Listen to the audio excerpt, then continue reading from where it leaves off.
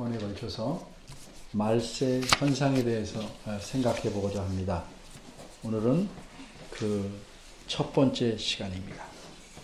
오늘 본문은 1절에서 5절인데 첫째, 둘째, 셋째로 나누기가 제 힘으로는 좀 부족합니다. 그래서 통째로 설명하려고 합니다. 먼저 1절입니다. 내가 이것을 알라. 여기서 생각할 것은 내가 이 편지를 받는 너가 누군가. 여러분이 잘 아시겠지만 디모데 후서는 사도 바울이 젊은 목회자 디모데에게 보내는 두 번째 편지입니다. 그러니까 당연히 너는 디모데입니다. 그리고 알라 하는 말은 뜻은 한 번만 알라는 게 아니고 계속해서 이 사실을 알고 있어라 하는 의미입니다. 그런데 디모데만 알고 있어야 하는가? 디모데만 알고 있는 것이라면 왜 우리가 알아야 되는가? 성경학자들은 디모데가 그 당시에 아마도 에베소 교회의 목회자라고 생각합니다. 목회자에게 계속 알고 있으라고 말하는 것은 그 사실을 너만 비밀로 간직하라는 의미가 아니고 그 알고 있는 사실을 성도들에게 가르치고 교육하라는 의미로 말씀한 겁니다. 바꿔 말하면 목회자가 계속 알아야 되는 것은 혼자 독점하려는 것이 아니고 목회를 받고 있는 성도들에게도 계속 알리라는 것입니다. 더구나 이 사실을 성경에 기록해 놓았다는 것은 에베소 교회 성도나 목회자뿐만 아니고 이 성경을 읽는 우리 모두가 알아야 될 사실이기 때문인 겁니다. 그럼 이것을 알라고 할 때 이것이 무엇일까? 그것은 바로 그 뒤에 나오는 문장을 가리킵니다. 말세에는 고통하는 때가 이를 것이다 하는 사실입니다. 말세는 무엇인가? 간단히 말하면 말세는 예수님께서 이 땅에 오실 때부터 오실 때까지의 기간을 말세라고 합니다. 그러니까 이 편지를 받은 디모데가 살던 시대도 말세고, 굳이 말하면 말세 초고, 지금 우리가 살고 있는 시대는 그거보다 2000년이 지난 말세 말을 향해서 가는 말세입니다. 말세에 고통하는 때가 이른다는 말은 어떤 한 시점에 고통하는 때가 탁 온다는 뜻이 아니고 고통을 받게 되는 일들이 계속 나타날 것이라는 뜻입니다.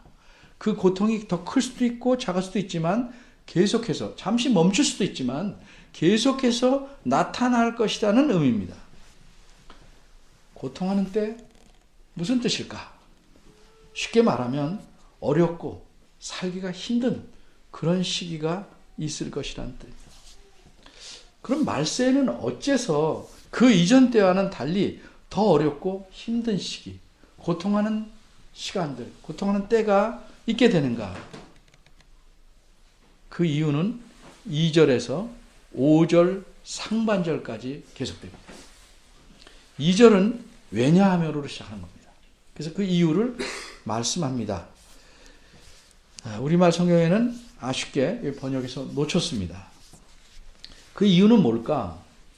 사람들은 왜 살기가 힘들고 어렵다고 생각할까요? 사람들은 환경이 나빠진다, 정치를 잘못한다, 사회 여건이 나빠진다, 뭐 여러 가지 이유를 찾습니다. 경제가 나쁘다. 그런데 그것도 이유가 아니라고 할 수는 없지만 근본적이고 결정적인 이유는 무엇일까? 말세가 힘들어지는 근본적이고 결정적인 이유는 뭘까? 하나님은 성경을 통해서 이렇게 분석하십니다. 사람들이 나빠지기 때문이다. 환경을 나쁘게 만드는 것도 사람이고 경제를 나쁘게 만드는 것도 사람입니다. 정치와 사회 여건을 나쁘게 만드는 것도 사람들입니다. 결국은 사람들 때문에 더 어렵고 힘든 시기들이 생겨나는 겁니다. 도대체 사람들이 어떻게 이 고통하는 때, 다른 사람들을 못 살게 하는, 힘들게 하는 이런 때를 만들어내는 것일까? 2절에서 4절까지는 무려 18가지 현상을 말합니다. 사람이 이렇기 때문에 그렇다는 거죠. 근데 사람이 이렇다 하는 것을 모든 목록을 다 말한 것이 아니고 이 정도면 사람이 어떻게 된다 하는 특성을 대부분 충분히 드러내주는 목록이라고 생각합니다. 또 하나, 사람마다 이 18가지 특징을 다 갖는다는 뜻도 물론 아닙니다. 그러나 사람을 전체로 놓고 볼 때 이런 특징들이 사람에게서 나타날 수밖에 없다는 것입니다. 말세 이전에 비하면 훨씬 심하게 나타난다는 겁니다. 이 18가지를 분석해 보면 근본적이고 핵심적인 한마디로 묶을 수 있는 특징이 있습니다. 그것은 한마디로 이 18가지를 묶어서 하나로 말하면 사람들이 어떻길래 힘들어질까 살기가, 한마디로 처음에 나오는 겁니다. 자기를 사랑하기 때문에. 바꿔 말하면 오직 자기만을 사랑합니다. 이런 특성 때문에 말세에는 우리가 사는 세상이 계속 어렵고 살기 힘들어지는 것입니다. 한마디로 그렇습니다. 나머지는 자기를 사랑하는 것이 어떤 것인지, 어떻게 나타나는지를 설명해 주는 겁니다. 자기를 사랑한다는 것 자체가 나쁘진 않습니다. 자기를 사랑해야 됩니다. 소중히 여겨야 합니다. 자기를 학대하고 미워하고 심하게 자책하고 고통스럽게 만드는 것은 오히려 나쁜 일입니다. 네 이웃을 네 몸과 같이 사랑하라. 우리가 잘 아는 성경이 가르치는 중요한 가르침입니다. 여기서 네 몸과 같이라는 말은 너 자신이라는 뜻입니다. 단순히 몸만 말하는 게 아니고 너 자신처럼, 그러니까 네 이웃을 너 자신처럼, 너가 너 자신을 사랑하듯 사랑하라는 뜻입니다. 자신을 사랑하는 것은 이렇게 필요합니다. 문제는 이웃 사랑을 하지 않고 자신만 사랑하니까, 이웃 사랑과 자기 사랑의 차이가 너무 현저하니까 그게 문제가 됩니다. 오늘 2절에서 말하는 자기를 사랑한다는 것은 지나치게 자기 중심적인 사랑을 의미합니다. 자기 집착적인 사랑, 매우 이기적인 사랑을 뜻하는 겁니다. 자기에게는 사랑이 넘치지만, 자기를 사랑하는 건 넘치지만 남에게 내보내줄 사랑은 거의 없는 것입니다. 이건 진정한 사랑이 아닙니다. 진정한 사랑은 이런 것이 아닙니다. 그럼 무엇이 진정한 사랑일까? 이 본문을 연구한 학자들이, 참 학자들은 그런 점에서 위대합니다. 그 학자들의 도움을 얻어서 알게 된 사실이 있습니다. 여기 18가지 특징은 대칭적인 구조를 갖고 있습니다. 그냥 나열한 게 아니고 어떤 대칭을 갖고 의도적으로 이렇게 썼다라고 학자들은 생각합니다. 이 대칭적인 구조는 이 끝과 저 끝이 딱 들어맞는 구조입니다. 본문을 보시기 바랍니다. 그러면 자기를 사랑하며와 대칭이 되는 것은 저 4절 끝에 나오는 말입니다. 하나님 사랑입니다.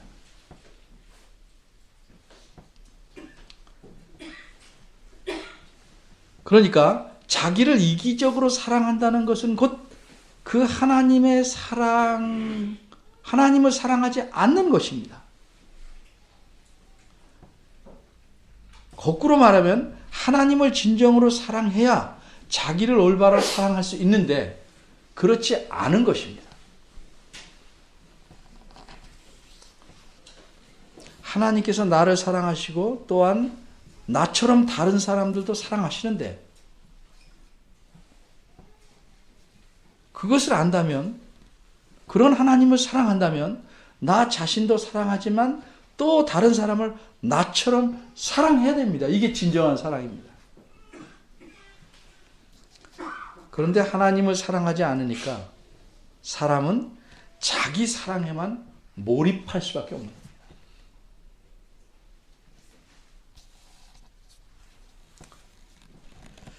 그러면 자기를 사랑한다는 것은 어떤 특성을 갖고 어떻게 발전해 가는가? 두 번째 나오는 말부터 여기 자기 사랑을 설명해 주는 겁니다.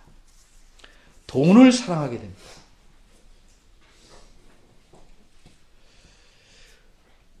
돈을 사랑하는 사람은 실제는 그 마음에 자기만을 사랑함이 가득한 사람입니다. 돈을 엄청나게 사랑합니다. 그런데 돈은요, 사랑할 대상이 아닙니다. 사랑은 물건에 대해서 하는 것이 아닙니다. 돈은 잘 소유하고 잘 나누고 활용할 대상이지, 돈은 사람이 살아가는데 필요한 요소이지만 사랑할 대상은 아닙니다. 그런데도 사람은 돈을 사랑합니다. 디모데에게 먼저 보낸 편지 디모데 전서에서 사도 바울은 이미 이렇게 말했습니다. 우리가 갖고 있지 않은 다른 번역으로 제가 읽어봅니다. 돈을 사랑해서 부자가 되기를 원하는 사람은 유혹과 올무와 여러 가지 어리석고도 해로운 욕심에 떨어집니다. 이런 것들은 사람을 파멸과 멸망에 빠지게 합니다. 돈을 사랑하는 사람치고 올바른 사람은 없습니다. 언어 유희를 하자면 돈 사랑은 제정신이 아닌 돌아버린 돈 사랑입니다. 돈을 사랑하는 것은 성경이 분명히 말합니다. 모든 악의 뿌리입니다. 디모데 시대에도 돈을 줬다가 믿음에서 떠나 헤매고 많은 고통을 겪은 사람들이 더러 있었습니다. 오늘날은 어떠하겠습니까? 더욱 심각합니다. 이렇게 돈을 사랑하는 것, 그럼 이것과 대칭이 되는 건 뭐냐? 저 뒤에 나오는 쾌락사랑입니다. 4절 끄트머리. 하나님 사랑하는 것보다 더 하는 쾌락사랑. 자신의 즐거움과 기쁨을 위해서 모든 것을 쏟아붓습니다. 사는 목적이 자기 즐거움이니 여기에 모든 것을 투자해야 되고, 그러니까 어떻게 될까? 돈을 많이 벌어야 됩니다. 돈을 사랑해야 됩니다. 그렇게 살아야 되니까. 자기만을 사랑하는 것은 더 깊이 발전합니다. 그 다음에는 3가지씩 이야기합니다.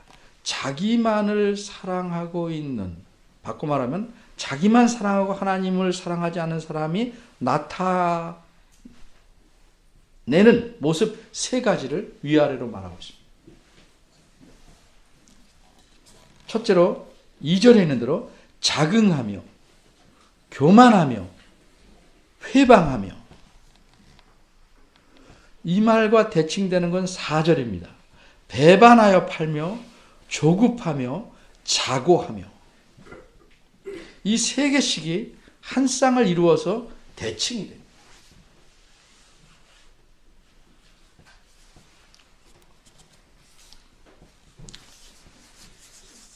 2절부터 설명합니다. 자긍이라는 것은 자신을 외적으로 자꾸 드러내는 거예요. 돈도 자랑하고 업적도 자랑하고 자꾸 지나치게 자기를 자랑합니다. 교만은 뭐냐? 교만은 그 자긍하는 사람의 안에 있는 마음의 상태입니다. 그러니까 자긍이 바깥 거라면 교만은 안일 겁니다. 외적으로 자신을 자랑하는 사람의 내면이 교만하다는 겁니다. 외적으로 자기가 막 이런 걸 자랑할 정도니까 그 속마음은 다른 사람을 자기 눈 아래 둡니다. 다른 사람이 자기보다 못나 보이는 겁니다. 그리고 자기는 잘나 보이는데 이걸 잘 인정 안 하는 것 같으니까 또 인정하라고 계속 외적인 것을 얘기하는 겁니다. 그러니까 자긍하는 사람의, 외적으로 자기를 자랑하는 사람 내면에는 교만이 꽈리를 틀고 앉아있을 수밖에 없는 겁니다. 전에도 한번 제가 예를 든 기억이 있습니다만 못 들은 분들도 있을 테니까, 어떤 졸부가 매우 좋은 집을 사서 고가구와 골동품들을 다 사다 놓고 좀 의시되고 싶었어요. 그래서 유명한 골동품 전문가를 모셔와서 자기 집을 둘러보시고 어울리지 않는 것이 무엇인지 말씀해달라고 말합니다. 이 전문가는 강직한 사람이고 이 졸부의 마음을 꿰뚫어 보았습니다. 그래서 전체를 둘러보고 이렇게 말했습니다. 아, 모든 것이 잘 어울립니다. 하나만 빼고요. 그게 뭡니까? 바로 당신입니다. 그렇게 말했답니다. 실제 있던 일인지 만들어낸 얘기인지는 모르지만 생각해 볼 만한 문제입니다.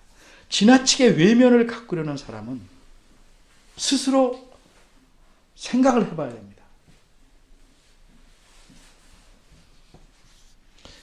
회방이라는 말은 남의 일을 망친다는 뜻이 아니고, 원어대로 설명하면 남한테 모욕이나 치욕을 가하는 언행을 뜻합니다. 요새는 그렇게 하지 않아도 그런 느끼는 사람이 많은데 그런 걸 말하는 게 아니고 실제로 남에게 모욕이나 치욕을 가하는 말과 행동, 이걸 회방이라고 여기서는 말합니다. 그러면 이것과 아래쪽 대칭되는 것이 무엇입니까? 4절에 있는 대로 배반하여 팔며. 배반하여 판다? 가룟 유다가 생각나죠. 거기에 쓰인 말입니다. 자기 이익을 위해 스승도, 친구도, 부모도 배반하는 것입니다. 어디서 나왔습니까? 이것이 역시 자기 사랑입니다. 돈과 쾌락과 밀착되어 있습니다. 자기가 쾌락을 유지해야 되니까, 돈을 움켜잡아야 되니까, 돈을 더 얻어야 되니까 배반하고 팔며가 생기는 겁니다. 조급하다 하는 말은 뭘까? 이 말은 난 성격이 좀 조급해 이런 뜻이 아니고 무모하다는 겁니다. 무모하다. 유익을 얻기 위해서는 뭐 위험도 불사하고 멈추지 않고 나가는 게 이게 무모합니다. 돈을 벌기 위해서는 뭐든지 하려는 거하고 똑같습니다. 이게 무모합니다. 영어로는 흥미로운 표현인데 영어를 뜻을 옮기면 머리를 디디밀고 달려드는 것을 가리킵니다. 이게 무모한 것. 머리가 깨지든 말든 디디밀고 달려드는 것. 자고하다는 것은 자기가 잘났다는 생각으로 꽉 차 있는 겁니다. 그런데 이 자기 사랑은 또 더 심각하게 그 현상이 발전합니다. 2절 중간부터 3절 초반까지인데 이번에는 3개씩 쌍을 이룬 게 아니고 5개씩 쌍을 이룬. 그러면 가운데는 5개씩, 10개죠? 3개, 그럼 16개죠? 끝에 자기 사랑, 하나님 사랑. 그래서 18개가 맞춰지는 겁니다. 이 안쪽에 있는 거는 5가지씩 쌍을 이룹니다. 2절 중간부터 3절 초반인데요. 부모를 거역하며 감사치 아니하며 거룩하지 아니하며 무정하며 원통함을 풀지 아니하며. 이 대칭이 되는 건 5개가 지난 그 다음부터 나타나죠. 부모 거역이라는 것은 우리말에는 이게 아니하며 이렇게 붙어 있지만 풀어서 헬라어로는 그 앞에 부정을 나타내는 말이 하나 붙어서 단어가 하나씩이에요. 그러니까 이런 식입니다. 안 부모 순종 이런 식입니다. 굳이 말하면 안 감사 뭐 이런 식으로요. 네. 부모 교역이라는 건 한마디로 부모에게 순종함이 없다는 겁니다. 특별히 가정에서 유지되어야 될 기본적인 질서로서 예수님을 믿든지 안 믿든지 사람답게 사회가 이루어지려면 하나님께서 기본 질서를 주셨어요. 그 5가지를 주셨는데 이게 요 5가지입니다. 그 첫 번 것이 부모에게 순종하는 겁니다. 이게 가장 사람이 살아가는데 중요한 질서입니다. 얼마나 부모에게 순종하는 게 중요한가? 구약성경 신명기 21장 18절에서 21절을 다른 번역으로 읽어보면 순종하지 않는 자녀에게 내리는 벌이 이렇습니다.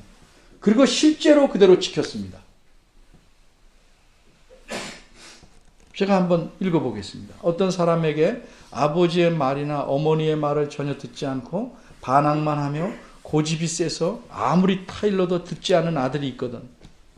그 부모는 그 아들을 붙잡아 그 성읍의 장로들이 있는 성문 위에 회관으로 데리고 가서 그 성읍의 장로들에게 우리 아들이 반항만 하고 고집이 있어 우리 말을 전혀 듣지 않습니다.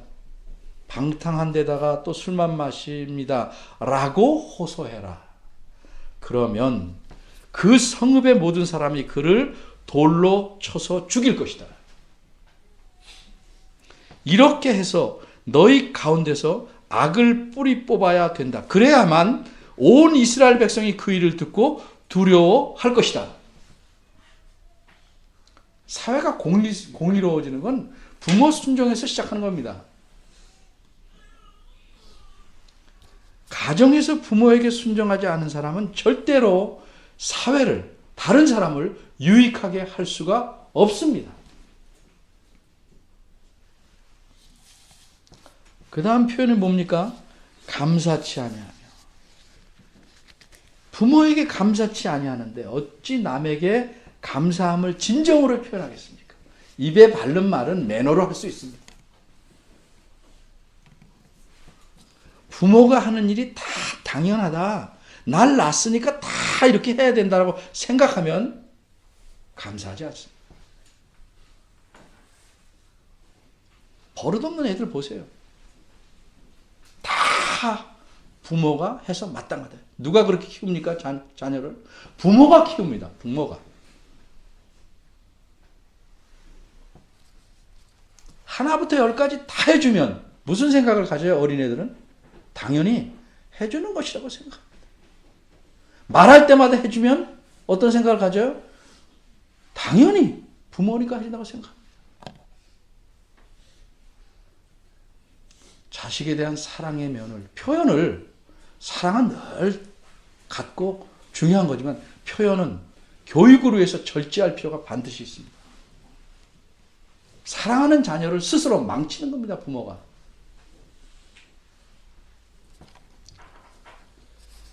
이 디모데 전서, 이 편지에 보면 이런 말씀이 있습니다. 어떤 과부에게 자녀나 손자, 손녀가 있다면 그들로 하여금 먼저 자기 가족에게 종교적인 의무를 다하는 일과 어버이의 은혜에 보답하는 길을 배우게 하십시오. 이것이 하나님을 기쁘시게 해드리는 일입니다. 감사한다는 것은 진심으로 몸에 배어야 합니다. 그런데 인격이 완전해져야 감사해지는 것 아닙니다. 인격이 나쁜 사람도 나한테 고마운 일을 했으면 감사해야 하는 겁니다. 그 일에 대해서 감사하는 겁니다. 어떤 부모가 완전합니까? 그렇지만 완전하지 못한 부모지만 나에게 고마운 일을 베풀어 주시면 자식은 감사할 줄 알아야 됩니다. 부모는 그렇게 가르쳐야 됩니다. 그 다음 말은 뭡니까? 거룩하지 아니하며. 이거는 좀 폭이 넓은 말인데 이 성경 안에는 목회서신, 목회자들에게 준 편지라는 그룹이 있습니다. 그 말 안에서 이해하면 이 거룩하지 아니하며란 말은 특별히 가족관계에서 존경치 않는 것을 의미합니다. 서로 존경치 않는다는 거죠. 부모에 대해서 존경치 않고 가족 다른 사람에 대해서 존중함이 없는 겁니다. 왜? 자기만을 사랑하니까.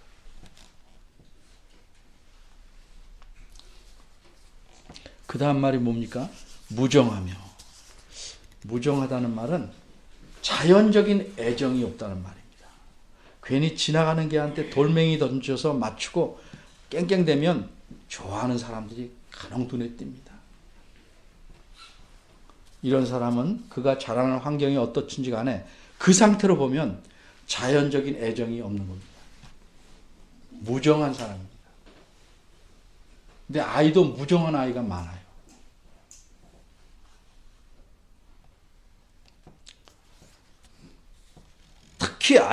딱히 알레르기가 없으면 강아지를 보면 누구나 쓰다듬어 주고 싶어 하고, 갓난아기 보면 아 예쁘다 하고, 이렇게 마음이 생기고 표현하는 것이 자연적인 애정입니다. 무정하지 않은 겁니다, 이것이. 근데 무정하면 그 마음속에는 이런 자연적인 애정이 없습니다. 표현은 사람마다 조금씩 차이가 나겠지만 이런 자연적인 애정이 없는 것이 무정합니다. 그럼 가족에 대해서도 무정한데 사회에서는 어떻게 하겠습니까? 그러니까 끔찍한 짓을 하는 겁니다.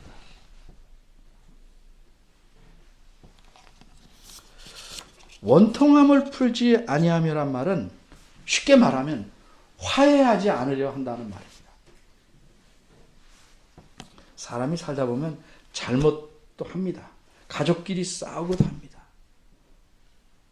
그리고 마지 못해서 미안하다라고 하고 화해하려고 합니다.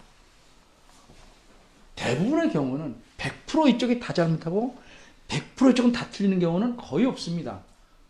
더 많이는 있을 수 있겠죠. 좀 다소 억울해도 미안하다, 잘못했다, 이렇게 화해하려고 하는 것, 이게 가족에서는 아주 필요합니다. 근데 원통함을 풀지 않는다, 화해하려고 하지 않는다 이 말이죠. 보복하려고 그런다.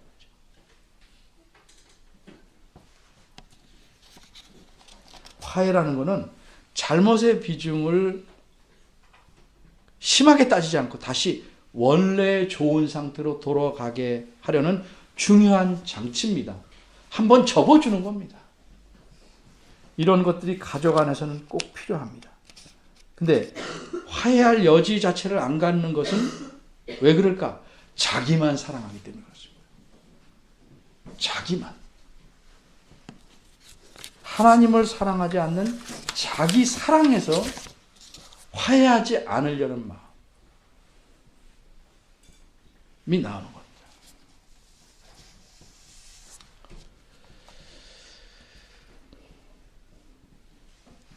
그 다음에 요거 다음으로 넘어갑니다. 대칭이 되는 참소하며. 이제 참소하며는 이렇게 대칭은 이루지만 사실 전체로 보면 핵심적인 말입니다. 가운데 있는. 자, 우선 참소하며를 놓고 그 아래쪽을 먼저 보겠습니다. 절제하지 못하며 사나우며 선한 것을 좋아 아니하며. 절제란 자기를 조절하는 건데 그걸 못합니다. 사나우며라는 말은 쉽게 말하면 길들여지지 않으며 말입니다. 사람마다 자기 특징이 있어서 강하게 나가는 것도 있죠. 근데 살아가는 데는 조금씩 줄이거나 이렇게 눌러야 될 필요가 있는 겁니다. 이 정도는 양보하면 된다 해서 조금씩 양보해 가는 것, 이것이 좋은 의미에서 길들이고 살아가는 겁니다. 그런데 끝까지 자기는 난 절대 안 된다, 원리적인 문제, 진리적인 문제가 아닌데도 끝까지 자기 식대로 살려고 하는 것은 길들여지지 않는 거죠. 그래서 거칠고 사납습니다. 그 다음은 어떻게 나갑니까? 이렇게 되면 더 악해져서 선한 것이다, 좋은 것이다, 특별히 남에게 좋은 것이다, 그러면 아예 하지 않으려고. 왜 그럴까요? 자기만 사랑하니까.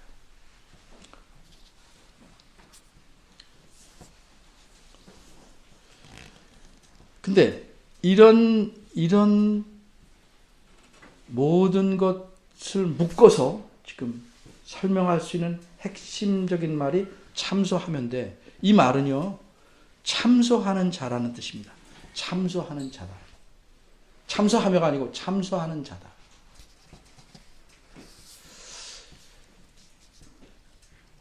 참소한다는 것은 원어대로 그대로 말하면 마귀인 자들, 마귀 같은 자들이란 뜻입니다. 무서운 말입니다. 마귀의 특성이 참소하는 거기 때문에 우리말 이렇게 표현됐는데 원어로 말하면 마귀 같은 자들입니다. 참소라는 건 거짓을 만들어서 남을 못 살게 굴고 모함하는 겁니다. 이게 마귀가 하는 특성입니다. 자기를 사랑하고 하나님을 사랑하지 않은 자는 결국 어떤 특성을 갖게 되냐면 자기의 유익을 위해서 살고 자기만 사랑하니까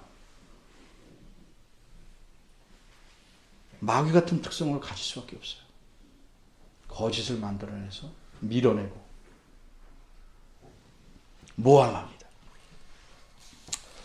그럼 이렇게 마귀 같은 특성, 이런 특성을 가진 사람을 척 보면 알 수 있을까? 그러면 피할 텐데 알 수 없습니다. 5절이 설명합니다. 이 사람들도 경건의 모양은 얼마든지 갖출 수 있는 사람입니다. 경건의 모양은 있으나 경건의 능력은 부인한 자다. 다 연결된 말입니다. 예수님을 잘 믿는 사람 같은 모습을 갖출 수도 있다. 실제로는 어떤 사람인가? 경건의 능력은 부인한다. 이게 무슨 말입니까? 실제로는 예수님을 진정으로 믿지 않지만 진정으로 믿는 자 같은 모습을 얼마든지 갖출 수 있다는 겁니다.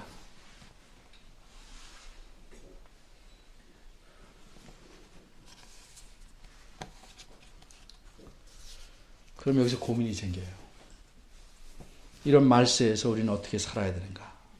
몇 가지 생각해보고 오늘 설교를 마치려고 합니다. 5절 끝에서 뭐라고 그랬습니까? 이 같은 자들에게서 네가 돌아서라. 3장 1절에서 5절까지는요. 우리말도 잘 보면 알 수 있겠습니다만 원어에서 이 전체가 한 문장입니다. 이 전체가 우리말도 잘 보면 나타나요. 끝이 다로 끝나지 않았죠? 다 쭉 해서 딱 한 문장입니다. 그런데 이 긴 한 문장에 명령이 2개 나옵니다. 앞에 나오고 뒤에 나오고. 그게 뭐냐면 알아라, 돌아서라. 2개입니다. 그러니까 이 문장은 정리하면 이러이런 걸 알아서 돌아서라. 이렇게 연결되는 문장입니다. 돌아서라. 그러한 자들에게서 돌아서라. 이 돌아서라는 말은 가급적 멀리 떨어지라는 말입니다. 도망치듯 계속 멀리 떨어져라. 그럼 우리가 여기서 생각해 볼 것이 뭐예요? 정말 우리가 그런 사람들에게서 완전히 떨어질 수 있는가? 구별도 잘 안 되는데.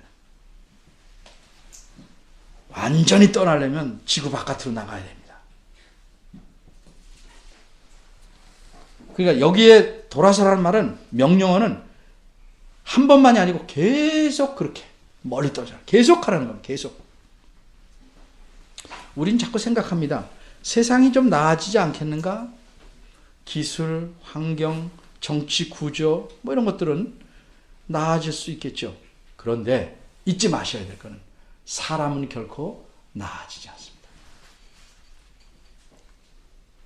그렇게 희망 없는 소리를 하냐고요? 성경이 이렇게 말씀합니다. 예수님을 바로 믿어서 고쳐지기 전에는 절대 사람은 나아지는 법이 없습니다.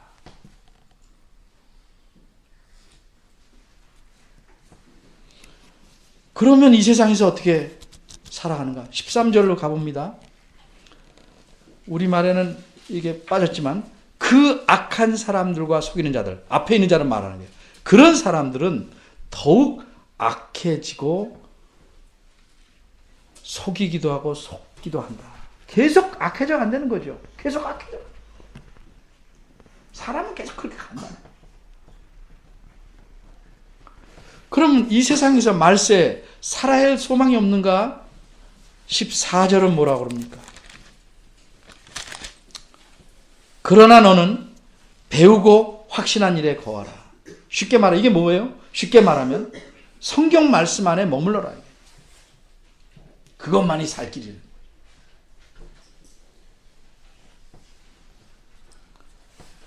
그래서 교회는 계속 성경 말씀을 붙들고 사는 겁니다. 교회는 우리가 왜 계속 성경을 붙들고 살아야 되냐? 이게 사는 길입니다. 이 말씀의 구체적인 의미에 대해서는 다음에 또 설명할 기회가 있겠습니다만, 이걸 붙잡고 살아야 세상의 부패와 악함을 다소라도 늦출 수 있어요. 어떻게 해서? 우리가 나아지니까.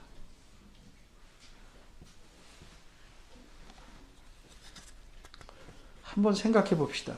다른 사람은 계속 악해지고 우리는 아닌가? 나도, 교회 전체도 그런 모습이 늘 보입니다. 우리도 악해져 가고 자기만을 사랑할 가능성이 높아지고 늘 가능성이 많습니다. 사람이 어쩌면 이래 하는 모습이 내 안에서도 계속 발견됩니다. 그럼 그런 사람에서도 돌아서라. 그럼 내 안에 있는 이런 사람의 모습은 어떻게 됩니까? 몰아내야죠. 자꾸 잘라내야죠. 어떻게 가능해요? 하나님 말씀을 배우고 그 말씀에 머물러서 그 말씀대로 사는 길밖에 없는 것이죠. 그 말씀을 통해서 하나님께서 우리 속을, 우리 마음을 변화시켜 주는 것입니다. 이것이 세상의 소망입니다. 이것이 우리 그리스도인들이 이 세상을 살아가는 방법입니다.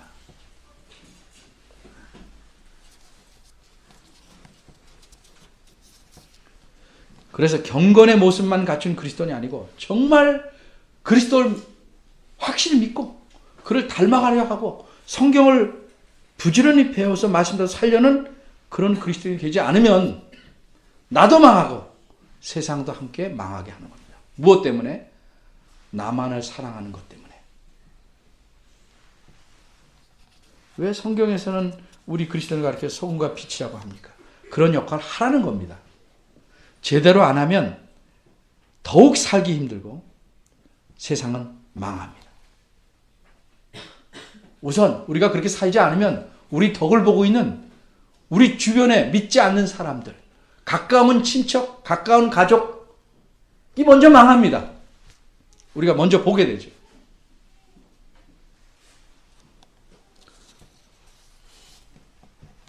그래서 그리스도인으로서 우리의 역할이 중요합니다. 이 말세에 우리를 부르셔서 예수님 믿게 하신 큰 목적은, 그 중에 하나는 자기 중심적인 사랑을 버리고 하나님을 올곧이 사랑하라는 겁니다.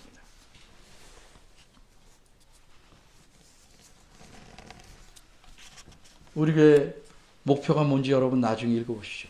사람이 하나님 말씀에서 성숙해 되면 자기 중심에서 뭘로 바꿔갑니까? 그리스도의 중심으로, 하나님 중심으로 바꿔가고, 개인 중심에서 교인 중심으로 바뀌어가고, 자기 판단 중심에서 하나님 말씀 중심으로 바뀌는 것입니다. 하나님을 진정으로 사랑하면 그것이 자기를 진정으로 사랑하는 겁니다. 말세 힘들다 하기 이전에 내가 하나님을 바르게 사랑해서 나를 사랑하고 내 안에 있는 사탄의 모습을 지우고 함께 잘 살 수 있는 그런 세상을 만들려면 내가 그리스도를 닮아가야 됩니다. 주의 말씀을 통해서. 그런 모습을 올해는 좀 더 잘 나타내 보이기를 바랍니다. 기도하겠습니다. 하나님 아버지, 저희들에게 은혜를 주셔서 하나님의 자녀가 되게 하셨습니다. 하나님의 자녀다운 모습을 드러내도록 하셨습니다. 그러니 남들을 탓하기 전에 내 자신을 돌아보게 하시옵소서. 왜 우리가 이렇게 각박하게 사는지 살펴보게 하시고, 가장 가까운 이 가족 간의 관계가 회복되게 하시고, 교우들끼리 그리스도 안에서 아름다운 관계가 유지되게 하시고, 이런 사랑의 모습, 하나님의 사랑이 나타나는 모습을 교회 바깥 사람들도 사회에도 자연스럽게 보일 줄 아는 성숙한 저희들이 되게 도와주옵소서. 짐승처럼 사납게 살지 않게 하시고, 하나님을 아버지로 모신 사람답게 살아갈 수 있도록 저희를 이끄시고 그 이끄심에 우리가 잘 따라가도록 도와주옵소서. 예수